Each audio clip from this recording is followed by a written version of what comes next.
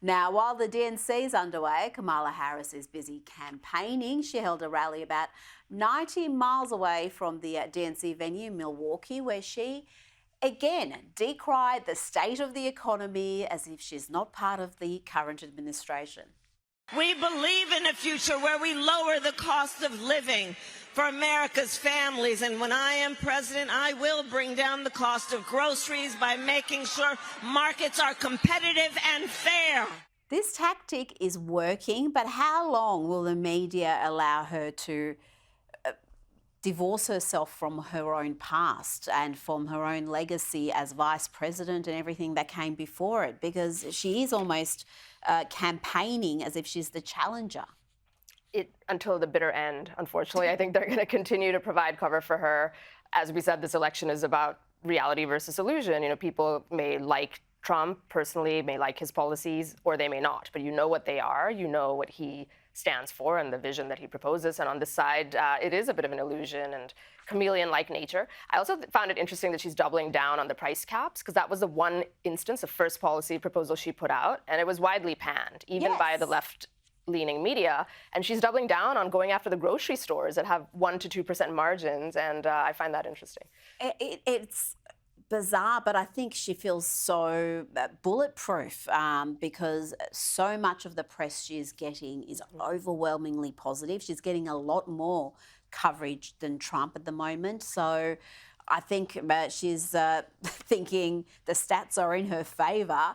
Now, while the Democrats and Kamala try to rewrite history with the help of the media, Donald Trump is chatting with a range of popular personalities, comics, podcasters, and one who has an enormous following, a very unique character, is Theo Von. And I've got to say, Kosha, their chat was fascinating.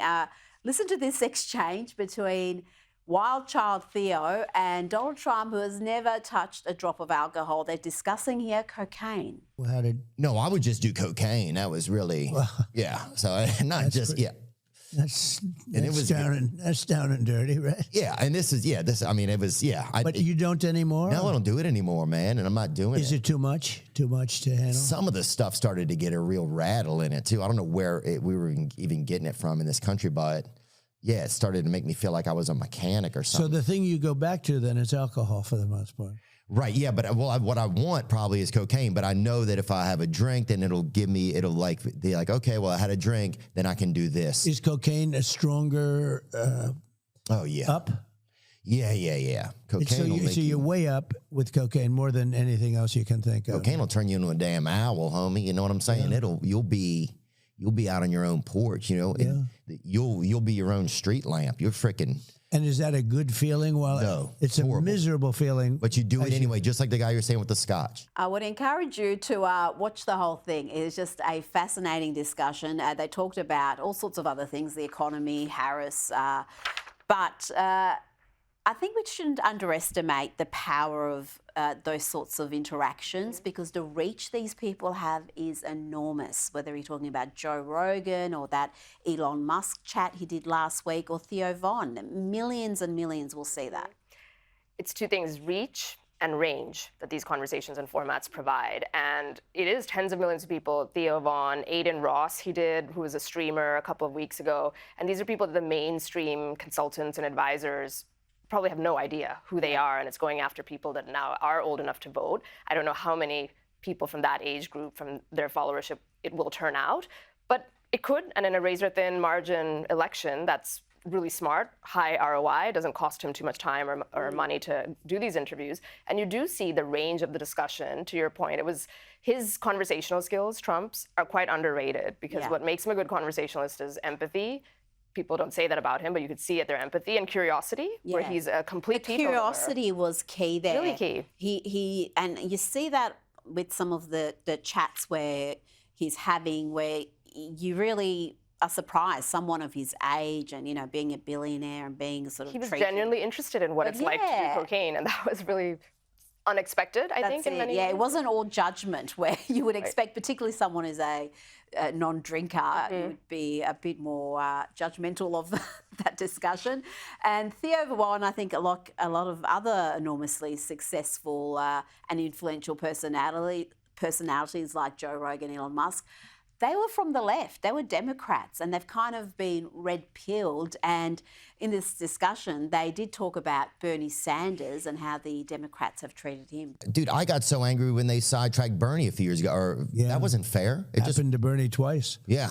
He got, You think about it. yeah, oh, it was crazy. Yeah, 2016 and 22. He just got, it just wasn't cool. Like, whatever you think, it's just like, we have to be able to believe Would that. you like Bernie? Are you friends with him or something? No, I met him the other day. Was that the first time? It was the first time. Were you impressed by him?